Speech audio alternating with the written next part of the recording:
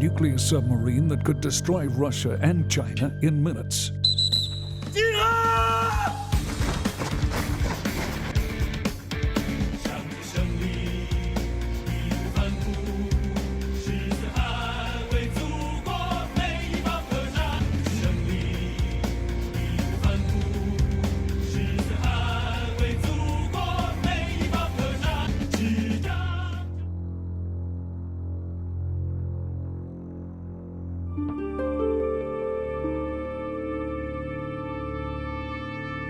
The most deadly of the real-life kaiju prowling the oceans today are the 14 Ohio-class ballistic missile submarines, which carry upwards of half of the United States nuclear arsenal on board.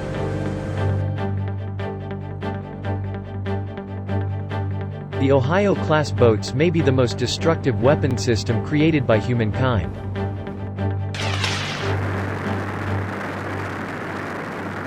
Each of the 170-meter-long vessels can carry 24 Trident II submarine-launched ballistic missiles, which can be fired from underwater to strike at targets more than 7,000 miles away.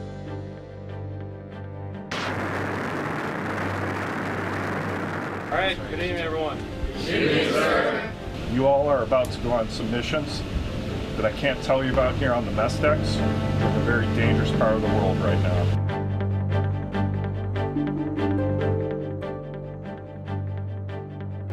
As a Trident II re-enters the atmosphere at speeds of up to Mach 24, it splits into up to 8 independent re-entry vehicles, each with a 100 or 475 kiloton nuclear warhead.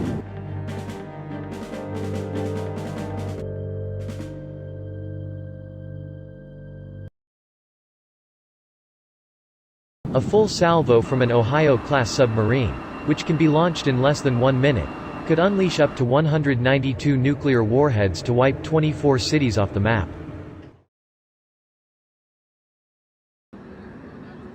What possible excuse is there for such monstrous, nation-destroying weaponry? It's a good question to ask again of you, Prime Minister Albanese. What possible excuse could there be for such monstrous, nation-destroying weaponry to be used?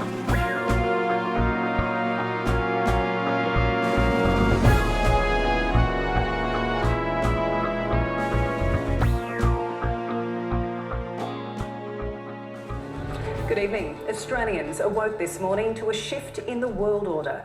The federal government moved to very publicly align its defence allegiance with the United States and the United Kingdom. The new defence and security partnership comes with an eye-watering price tag and a shift to nuclear power for the next fleet of submarines. The $90 billion deal with French company Naval Group and the French government has been torn up, and with it, some of the goodwill between the two nations. But the real target of this shift is China. Australia now publicly tying itself to the Biden and Johnson administrations in a move likely to inflame Beijing. President Biden, joined by the Prime Ministers of the United Kingdom and Australia, in sync across 3 continents. Leaders broadcasting a joint press conference over afternoon tea, dinner and breakfast. Well, good morning from Australia. With a global message. Today, we're taking another historic step to deepen and formalize cooperation among all 3 of our nations. The first task of this partnership will be to help Australia acquire a fleet of nuclear-powered submarines. The future of the Indo-Pacific will impact all our futures. Now trilaterally tightly bound. Thank you, Boris. And I want to thank that fellow down under. Thank you very much, pal. A new diplomatic club has been launched. And so, friends, AUKUS is born. AUKUS. It sounds strange and all these acronyms, but it's a good one.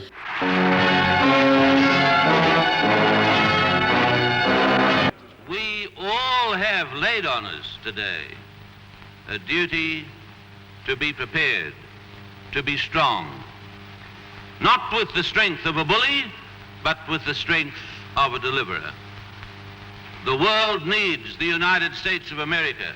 The world needs the British peoples of the world. The world needs every scrap of democratic strength.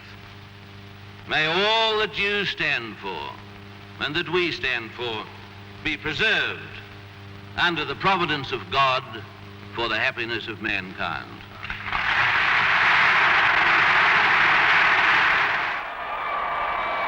While still maintaining its traditional links with Mother England, Australia firmly aligned itself with the American camp.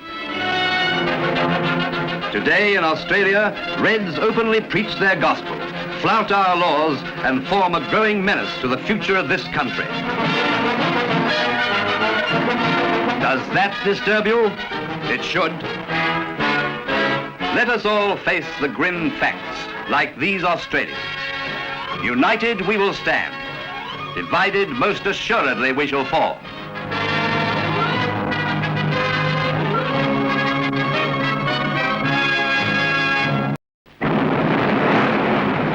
Korea. Let us all face the grim facts, like these Australians. United we will stand. Divided, most assuredly we shall fall.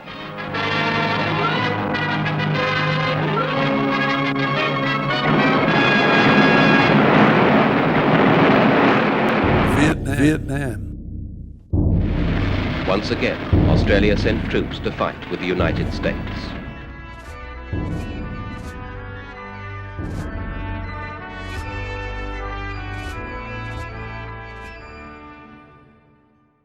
Two wars in Iraq.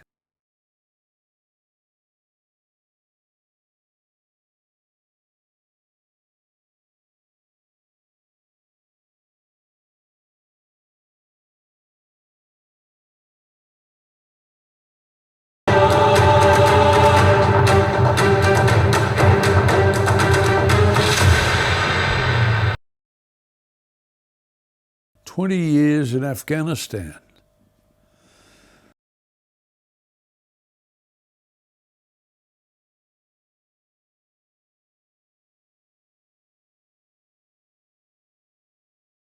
The Prime Minister has also lashed out at the militant group after it said Australian soldiers who were killed during fighting in Afghanistan had died in vain.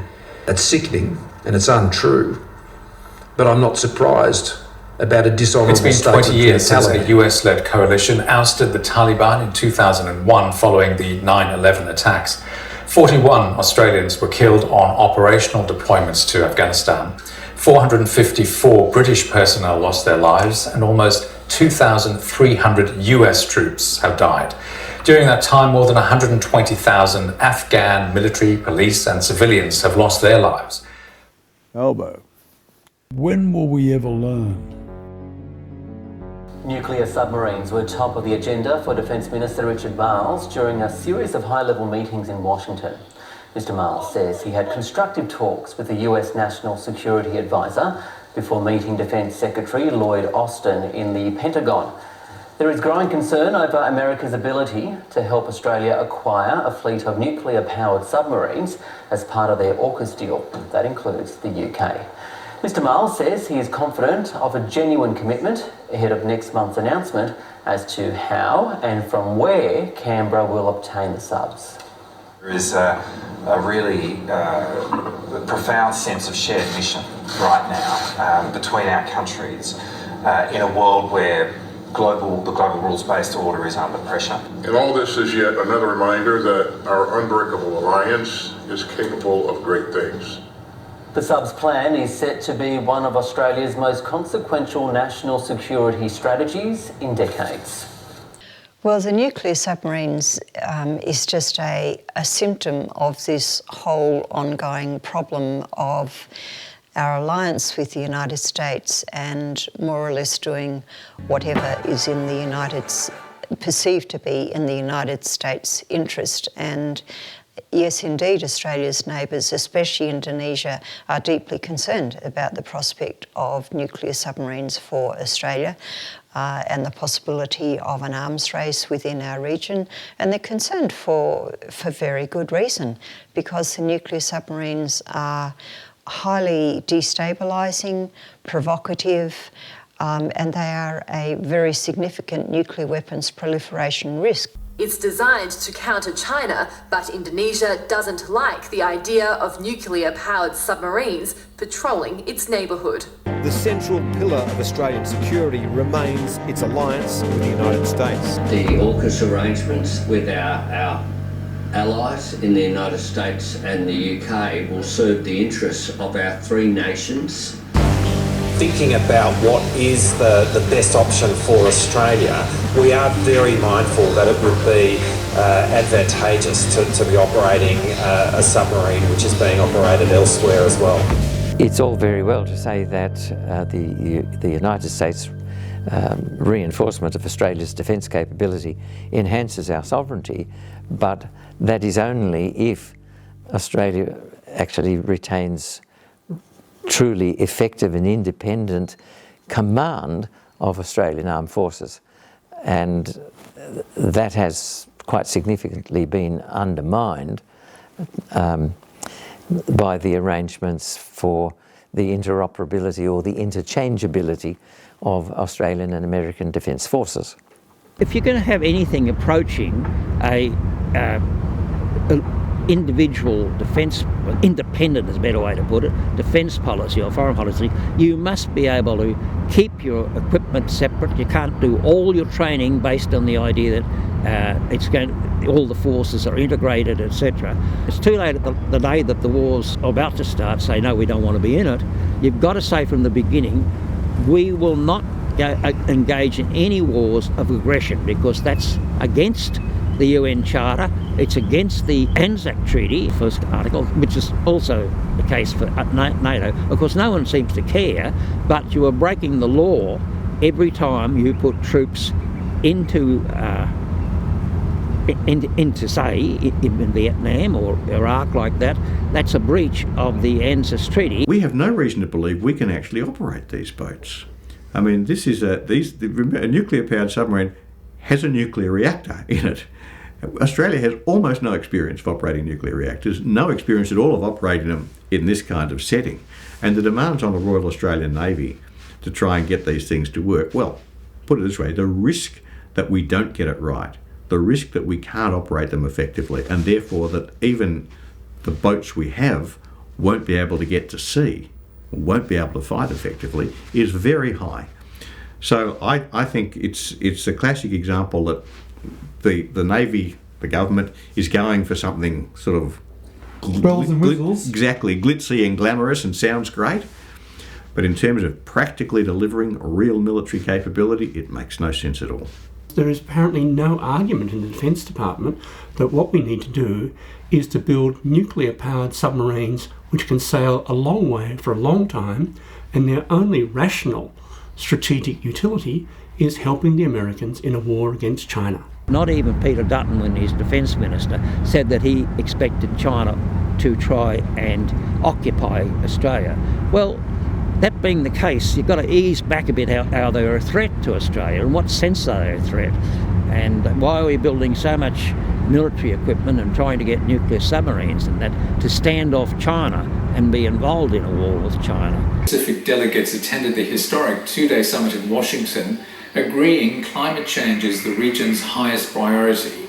The US has pledged to invest more than $860 million in the Pacific. The security of America, quite frankly, and the world depends on your security and the security of the Pacific Islands, and I really mean that. Analysts say the deal is a way for the US to counter China's influence in the Pacific after Beijing signed a security pact with Solomon Islands earlier this year. The whole thing about the South Pacific, for example, what worries them immensely is climate change, and we're going up there filling their ear about, oh, you must be worried about China, you've got to be worried about China. And then all this stuff about China wants to have a military base there or a naval base there, it is of no military interest. That would be of no military interest to it. It can't protect the supply lines that's so far away from China. The Americans have got several bases in other islands up there, and they, and planes as well as submarines and everything, they could destroy any base that the Chinese put in very, very quickly. But we're determined to keep trying to leak that they could be used as a base. China has shown no interest. There's not one single shred of evidence that China wants to invade Australia. So why on earth would we consider getting involved with the Yanks in another of their follies with our biggest trading partner?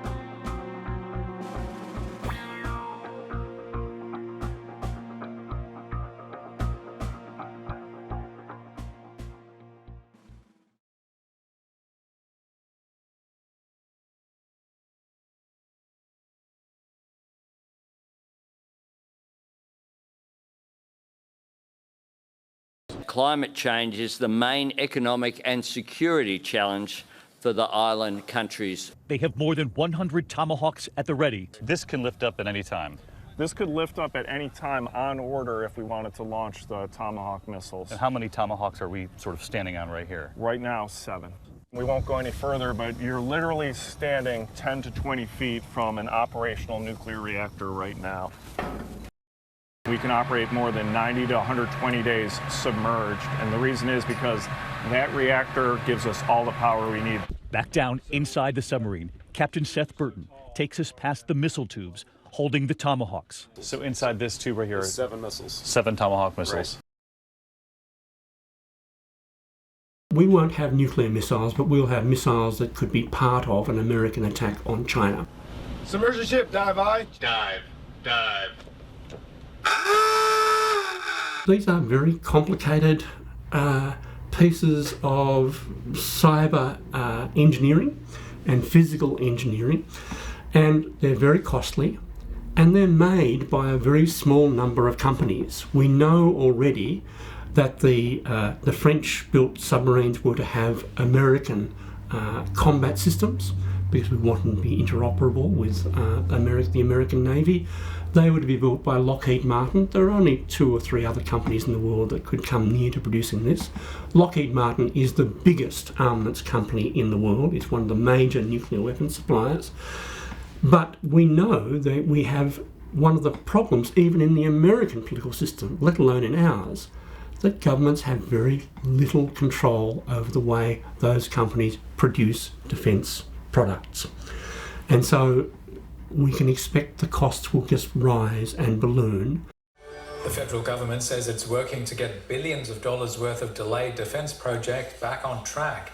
At least 28 major programs are cumulatively a century behind schedule, and 18 are over budget.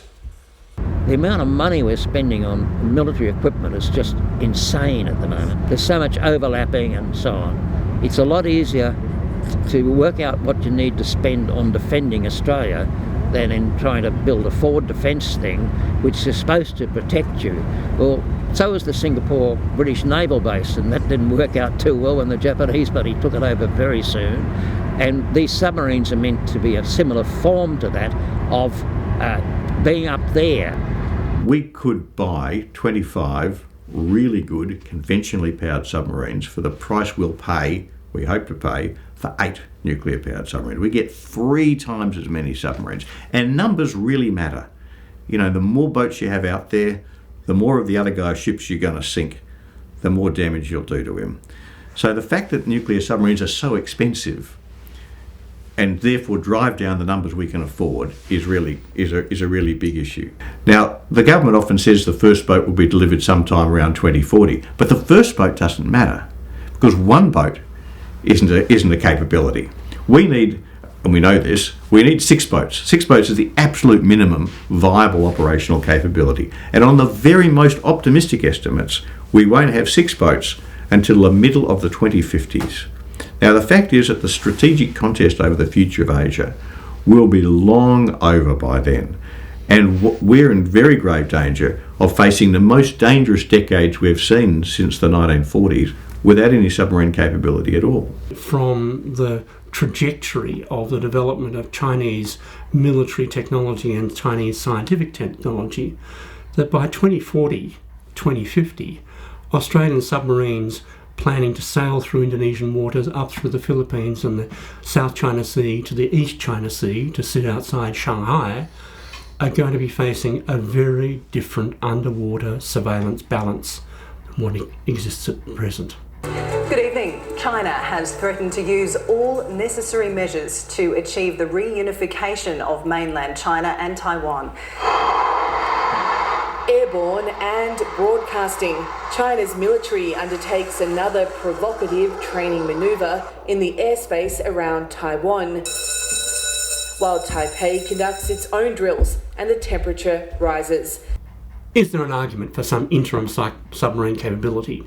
And is that interim submarine capability just interim, or is it what we actually really need in reality if we have a rational assessment of credible defence contingencies?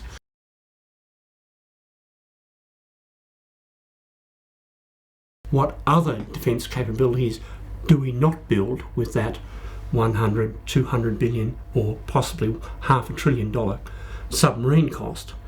And how do those unfunded defence capabilities leave us vulnerable? More to say nothing about social security systems. Doctors are warning the long queues at emergency departments will continue until the health system is overhauled. Hundreds of young patients waited for several hours at Melbourne's Royal Children's Hospital last night. It's delayed a number of elective surgeries, while the Alfred has suspended them for a week because of staff shortages. It's a message no parent wants to hear. Australia's premier children's hospital was last night warning sick kids could be waiting 12 hours in emergency. It's heartbreaking to hear about the long queues waiting for emergency care at the Royal Children's Hospital overnight. Unfortunately, this is not an isolated problem. A coronial inquest into the death of Perth girl Aishwarya Aswat has found key warnings and opportunities were missed to prevent the 7-year-old's death from sepsis. The coroner's report has laid bare how missed opportunities meant whatever chance there may have been to save Aishwarya Aswat was lost.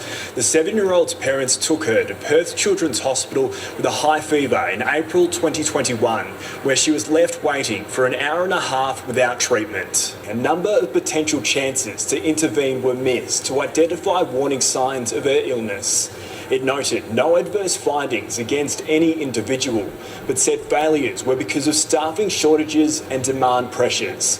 The inquest recommending nurse-to-patient ratios be urgently implemented in response. The $4 billion the Morrison-Dutton government blew on cancelling the French subs could have built 4 state-of-the-art children's hospitals. Coroner concluding it should not have taken the tragic death of a beloved little girl to improve the public health system.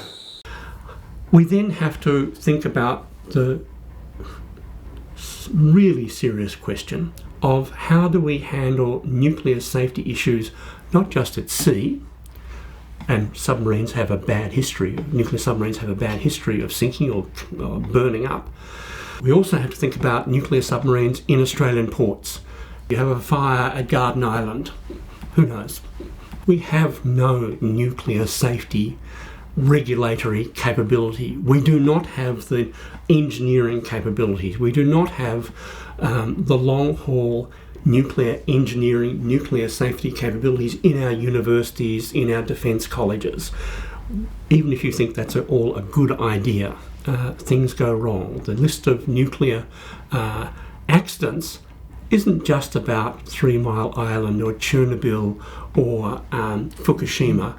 There are dozens of major nuclear accidents, most of them through technological fail or human error. The extent to which Australia acquiring nuclear-powered submarines, which we're told are going to be fueled with highly enriched uranium, which is nuclear bomb fuel, what is that going to do to the non-proliferation regime? And the answer is it's going to be very, very bad in terms of nuclear weapons proliferation. So our neighbours are deeply concerned.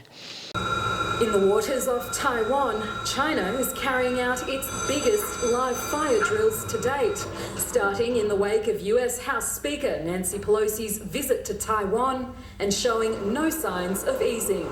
All week, the Australian government had been careful not to comment on the Speaker's visit, but on Friday, Foreign Minister Penny Wong did comment on these drills, joining her US and Japanese counterparts in labelling them disproportionate and destabilising. The White House has condemned China's escalating military drills around Taiwan as provocative and irresponsible. The large-scale drills today entered a 4th day, with Taipei accusing Beijing of rehearsing for an all-out assault. And Australia's being drawn into the dispute too. What we are calling for right now is a de-escalation of tension. That's what we need to see. It's obviously where Australia's national interest lies. Taiwan is not a vital Australian interest, you know. We have no alliance with Taipei, none. This arrangement would witness a further dramatic loss of Australian sovereignty as material dependency on the United States robbed Australia of any freedom or choice in any engagement Australia may deem appropriate. In the end, to win a war against China, you have to occupy the place. And that means trying to invade it would have an unbelievable death toll for the troops involved. And then you'd have to spend the next 100 years fighting a guerrilla war. You know, it's just insane to think about invading China. And the people doing the attacking can't just always choose, well, look, we'll only do the parts of the war we might find easy. How do you finally say that China is defeated? We have no idea what the strategic environment is East Asia and Southeast Asia will be like by 2040, 2050. Will those submarines even be a rational answer to any strategic problem at that time? And will they be anything other than a suicide activity for Australian sailors? I think the whole notion of AUKUS, which is basically three Anglo nations from thousands of kilometres away, gathering around China to encircle China. I mean, the notion of the people of the United Kingdom going to war against China, how on earth is it in their interests to go to war against this big power thousands of kilometres away? It's big power politics. It's not in the interests of the populations of those countries, but it's big power politics.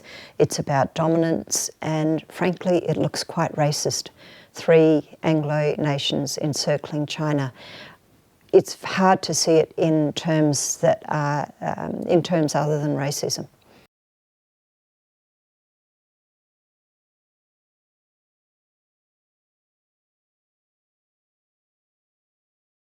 Good evening. It's been 1 year since air raid sirens rang out in cities across Ukraine.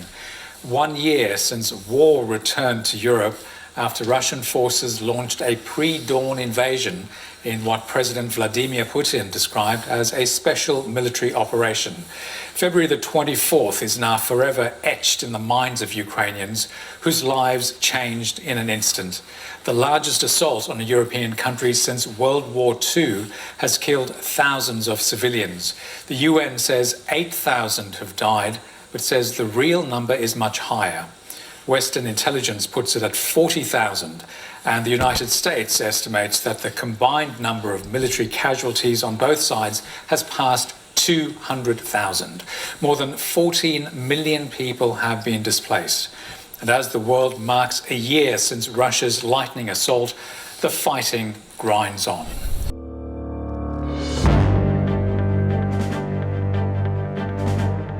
The people of Ukraine are the victims. They have been caught in the middle of a war between the United States and Russia, and neither the United States nor Russia cares about the thousands and thousands of people who have died in Ukraine. But these companies are the ones that are the real winners. Their share price has gone through the roof. They are making billions at the expense of people's lives, livelihoods, and their homes. And they continue to do that. And our government allows them to operate from our soil. Once weapons were manufactured to fight wars, now it appears that wars are manufactured to sell weapons. How does that fit into Lockheed Martin, to Boeing, to Raytheon, to Northrop and stuff? Well, all of those ones you've mentioned are either on the board of the Australian Policy Institute, upon which Richard Marles has said he implicitly relies for advice. There are also lobbyists for all of those armaments manufacturers who are working as either consultants or advisors to the Australian government with regard to defence procurement and force posture and so on. Most of the defence ministers end up in these positions. We've got Kim Beazley. We'll visit Brendan Nelson later in the day. Yes. Yeah, don't shade your eyes, shade your eyes. Yeah, this is horrible. We've got Christopher Pyne, former minister, now part of the Albert Systems, NIA, and this is the architect of the Australian Missile Corporation. Christopher Pyne is a recent example that a lot of people would remember. As Defence Minister, he was actually talking with EY, which is a consulting firm, one of the big four in the world, and he, 9 days after leaving Parliament, took a position with them. They have a large defence practice. Having been Defence Minister in Cabinet and talking with them about it while he was still the Defence Minister. So it basically makes a mockery of the ministerial standards, which everyone recognised at the time. Internal government documents show senior members of the Defence Department were told to publicly dismiss concerns about Christopher Pyne's new job as a contractor. The talking points reportedly instructed officials to say what Mr Pyne chooses to do post his ministerial employment are not defence issues. As well as his lobbying firm, Christopher Pyne has also now moved on to the boards of various defence related companies. So there's one, an Australian one called NIOA, N-I-O-A. It sells ammunition and it's grown quite a lot in recent years. It's now also involved in the Australian Missile Corporation and bidding for the production of missiles here.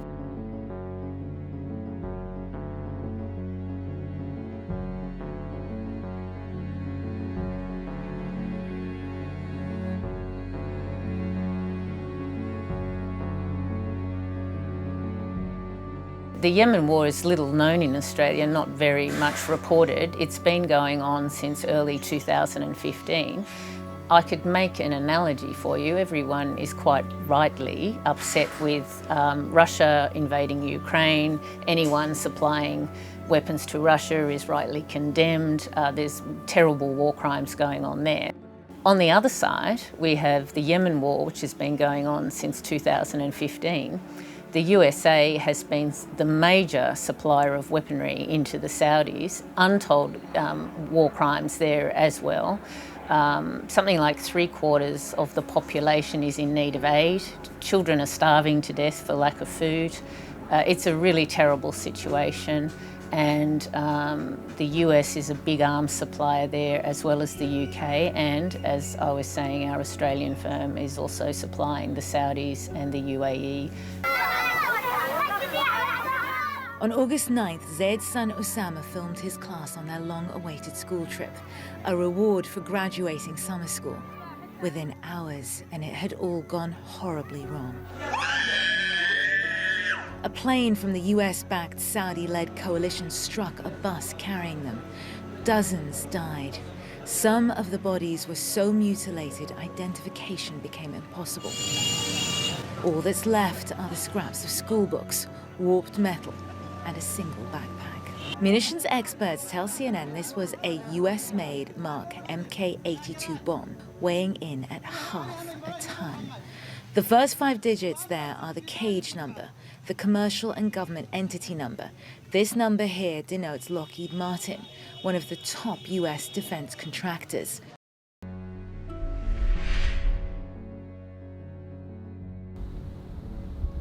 In recent years, the Australian Strategic Policy Institute has been one of the key and strongest voices in Australia with the increasing rhetoric against China and the huge threat that China apparently presents.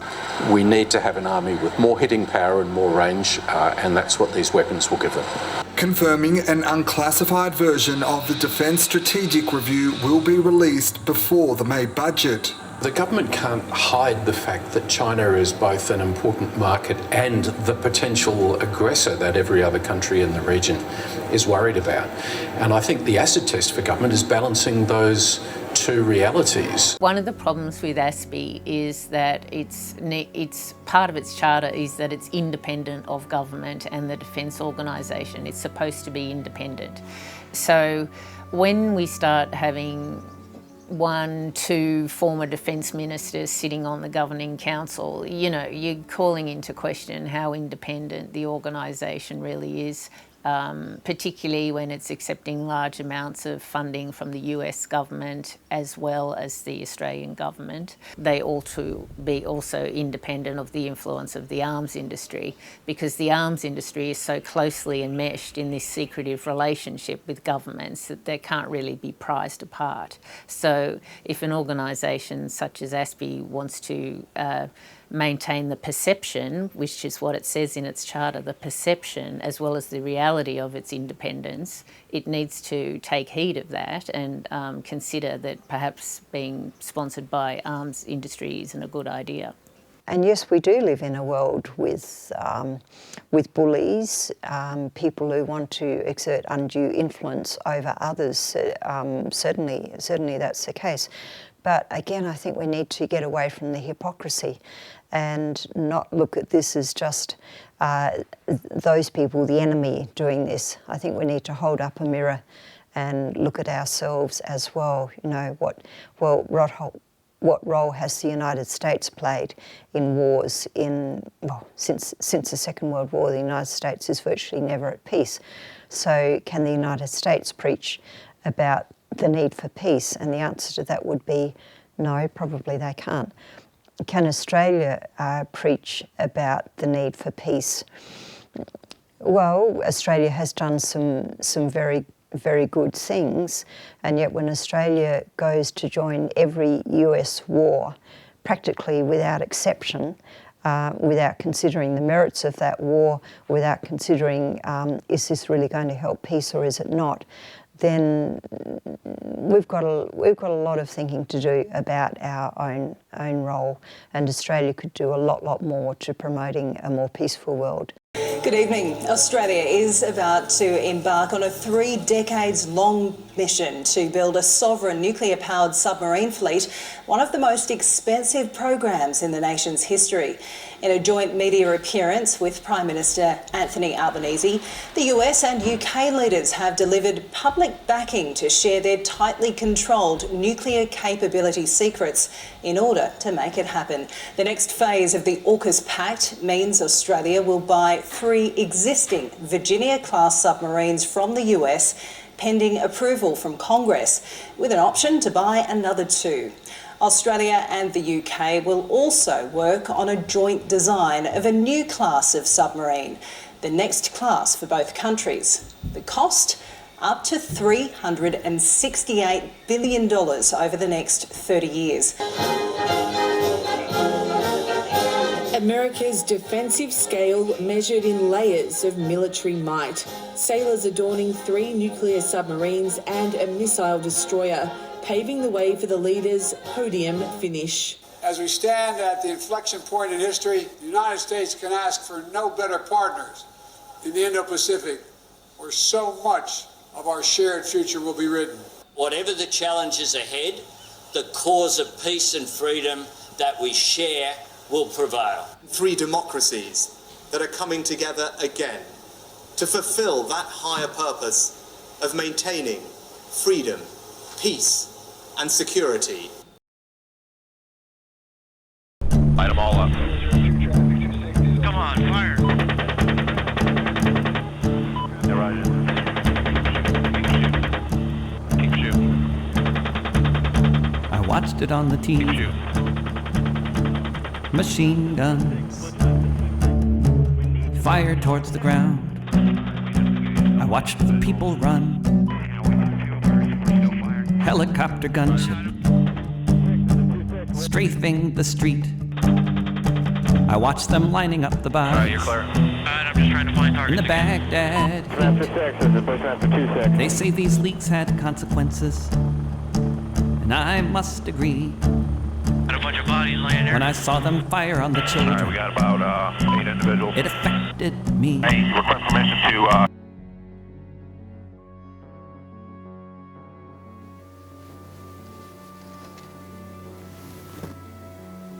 I think I'm not stranger. Should be no tear. Shed no tear. Go back to those who sent you here. We are the young they drafted out to wars their folly brought about.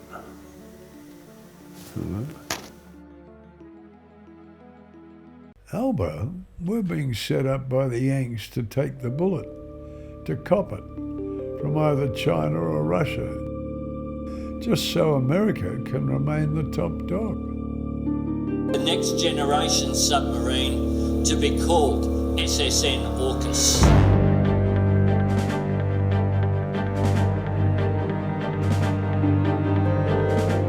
The biggest single investment in Australia's defence capability in all of our history. And it's an expensive exercise. The bill to taxpayers, analysts have been suggesting between $170 and $200 billion over the life of the program.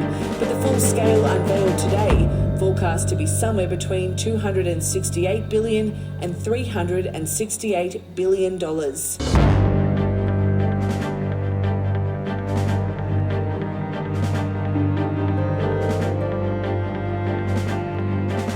Honourable Prime Minister, look at what we have to provide. Vital services for millions of ordinary Australians if you and Defence Minister Richard Marles opt to buy 6 to 8 nuclear-powered submarines. The price tag attached to it will inevitably blow us in their lifetime before they have to be carefully decommissioned.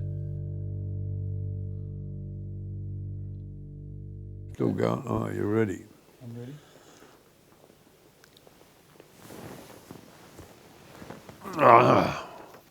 You want to slip one of those pillows down the back, please? Sure, mate. Albo, we used to revere our poets, and now we can't wait to shut the book on them. But these are the sensitives. They're the ones who know what we're getting up to. So we found this poem by A.D.H. Hope, one of Australia's great poets of the last century. It's called Inscription for War and was inspired by an anonymous tombstone found at the scene of the battle in ancient Greece. Vastly outnumbered by the invading Persians, we are the one they drafted out to wars their follies brought about. Go tell those old men, safe in bed, we took their orders and are now dead. Albo, contemplating going to war. Why, Albo?